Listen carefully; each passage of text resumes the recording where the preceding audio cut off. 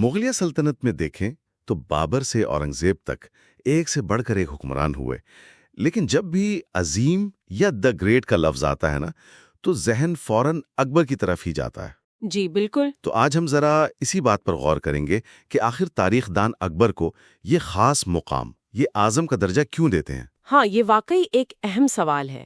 اکبر کا جو دور حکومت ہے، یعنی 1556 سے 1605 تک، وہ کئی لحاظ سے بہت منفرد تھا۔ اچھا۔ تو آج ہم دستیاب ذرائع کی روشنی میں یہی سمجھنے کی کوشش کریں گے کہ وہ کیا کامیابیاں تھیں، کیا پالیسیاں تھیں جن کی وجہ سے انہیں اکبر اعظم کہا جاتا ہے۔ اور یہ بھی تو ہے کہ شروعات کتنی مشکل تھی، صرف 13 سال کی عمر میں تخت ملا، اور وہ بھی ایک ایسی سلطنت کا جو بس نام کی ہی تھی، کمزور، غیر مستحکم۔ بالکل، مطلب انہیں تو پہلے اپنی جگہ پکی کرنی تھی، اور اس کا آپ کہہ لیں پہلا بڑا امتحان تھا 1556 میں پانی پت کی دوسری جنگ۔ ہاں، ہیمو کے خلاف۔ عام اور ساتھ ملانے پر زور، جیسے راجپوتوں کے ساتھ انہوں نے شادیوں اور اتحاد کا سلسلہ شروع کیا۔ یہ صرف طاقت کا مظاہرہ نہیں تھا، یہ ریاست کو جوڑنے کی کوشش تھی۔ اچھا، یعنی صرف علاقے فتح نہیں کرنے، بلکہ ان کو آپ کہیں گے ساتھ ملا کر چلنا۔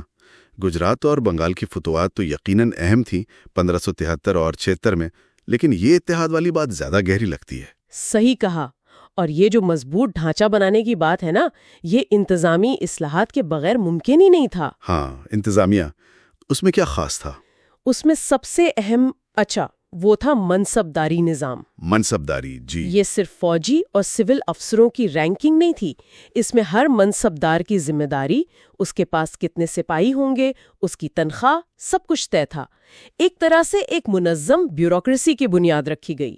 اور زراعت کا کیا؟ وہ تو معیشت کی ریڑھ کی ہڈی تھی اس زمانے میں۔ وہ ضبط نظام کا ذکر آتا ہے۔ جی، ضبط نظام، یہ راجہ ٹوڈرمل کی نگرانی میں ایک بہت بڑی اصلاح تھی۔ اس میں زمین کی باقاعدہ پیمائش ہوتی تھی، اس کی پیداواری صلاحیت کا اندازہ لگایا جاتا تھا۔ اچھا۔ اور پھر پچھلے 10 سال کی اوسط پیداوار اور قیمتوں کو دیکھ کر ٹیکس یعنی لگان طے ہوتا تھا۔ تو اس سے کسانوں کو بھی فائدہ ہوا ہوگا، مطلب ایک اندازہ رہتا ہوگا کہ کتنا دینا ہے۔ بالکل، پہلے جو من مانا حساب کتاب چلتا تھا، اسے یہ نظام کہیں بہتر تھا۔ کسان کو بھی پتا تھا، ریاست کو بھی اپنی آمدنی کا بہتر اندازہ تھا، اور پھر سلطنت کو صوبوں میں تقسیم کر کے مقامی انتظامیہ کو بھی بہتر بنایا۔ ٹھیک، تو یہ تو ہو گئی فوجی اور انتظامی باتیں، لیکن اکبر کی پہچان تو ان کی مذہبی پالیسیوں سے بھی بہت جڑی ہوئی ہے۔ صلح کل کا نعرہ۔ جی، صلح کل یعنی سب کے لیے امن، یہ صرف نعرہ نہیں تھا، یہ ان کی ریاست کی پالیسی تھی۔ اچھا۔ عملی طور پر کیسے؟ عملی طور پر ایسے کہ ریاست مذہب کے بنیاد پر شہریوں میں امتیاز نہیں کرے گی۔ اسی لیے تو غیر مسلموں پر جو جزیہ ٹیکس لگتا تھا وہ انہوں نے ختم کر دیا۔ یہ تو بڑی بات تھی۔ بہت بڑی بات تھی اس زمانے کے لحاظ سے۔ اور ہندوؤں کو، جیسے راجہ ٹوڈرمل، راجہ مان سنگھ، انہیں سلطنت میں بہت اونچے عہدے دیے گئے۔ فتح پور سیکری میں عبادت خانہ بنوایا۔ ہاں، عبادت خانہ، وہاں کیا ہوتا تھا؟ وہاں اکبر خود مختلف مذاہب کے علماء کو بلاتے تھے، مسلمان، ہندو، پارسی، جین، یہاں تک کہ مسیحی پادری بھی آتے تھے، اور ان کے ساتھ مذہبی اور فلسفیانہ موضوعات پر گفتگو کرتے تھے۔ یہ تو بہت ہی غیر معمولی بات لگتی ہے اس دور کے حساب سے۔ لیکن پھر یہ دین الہی کیا تھا؟ اس پر تو کافی اختلاف رائے ہے۔ کیا یہ کوئی نیا مذہب تھا؟ دیکھیں، دین الہی یا توحید الہی یہ شاید اکبر کی اپنی ذاتی روحانی جستجو کا زیادہ نتیجہ تھا۔ یہ کوئی باقاعدہ نیا مذہب نہیں تھا جس کی عوام میں تبلیغ کی گئی ہو۔ اچھا۔ یہ زیادہ تر دربار کے قریبی لوگوں تک ہی محدود رہا۔ اس میں کوشش یہ نظر آتی ہے کہ مختلف مذاہب کی جو اچھی باتیں ہیں انہیں اکٹھا کیا جائے۔ شاید مقصد سلطنت کے مختلف گروہوں میں ہم آہنگی پیدا کرنا ہو، لیکن یہ کوشش کامیاب نہیں ہوئی اور اکبر کے بعد جلد ہی ختم ہو گئی۔ سمجھ گیا۔ اچھا، اب ذرا ثقافت کی طرف آئیں۔ فن، ادب، موسیقی، تعمیرات، ان شعبوں میں اکبر کا دور کیسا تھا؟ ثقافتی لحاظ سے تو اکبر کا دور واقعی ایک سنہرا دور تھا۔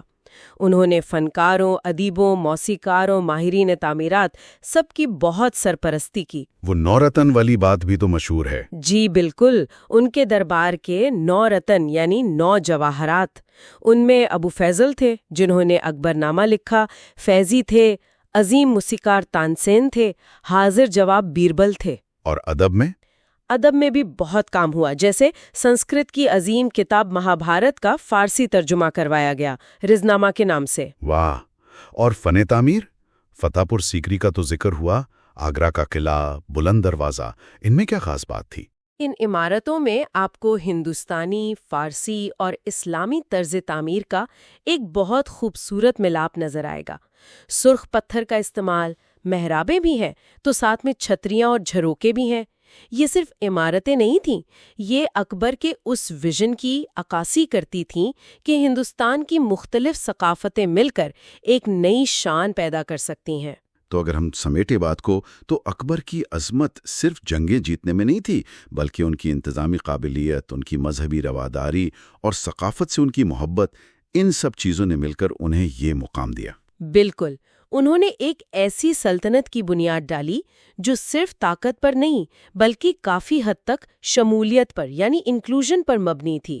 ان کا ماڈل بعد کے حکمرانوں کے لیے بھی ایک مثال بنا۔ اور ان کی میراث آج بھی محسوس ہوتی ہے، ہندو اور مسلم روایات دونوں میں انہیں ایک اچھے بادشاہ کے طور پر یاد کیا جاتا ہے۔ جی ہاں، ایک انصاف پسند اور رعایا کا خیال رکھنے والے بادشاہ کے طور پر۔ آخر میں ان سوال ذہن میں آتا ہے سوچنے کے لیے، اکبر کی وہ کوشش دین الہی والی جو اپنے وقت میں تو کامیاب نہیں ہوئی، کیا آج کے دور میں جہاں اتنی زیادہ مذہبی اور ثقافتی رنگا رنگی ہے، کیا اس میں ہمارے لیے کوئی سبق ہے